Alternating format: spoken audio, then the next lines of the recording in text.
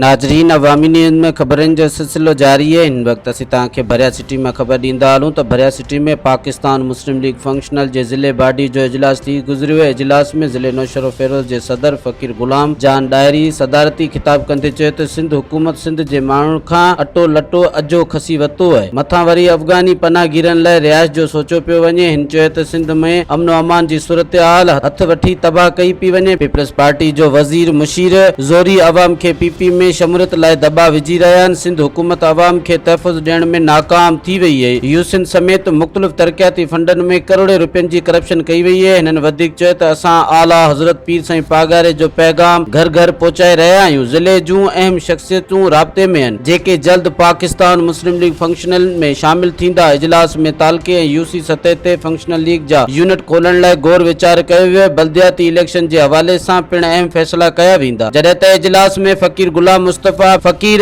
शेर मोहम्मद ऐं ॿियनि शिरकत कई है। मज़ीद खबरों और तफसीलात के लिए विजिट करें हमारी वेबसाइट www.awamiNewsHD.com।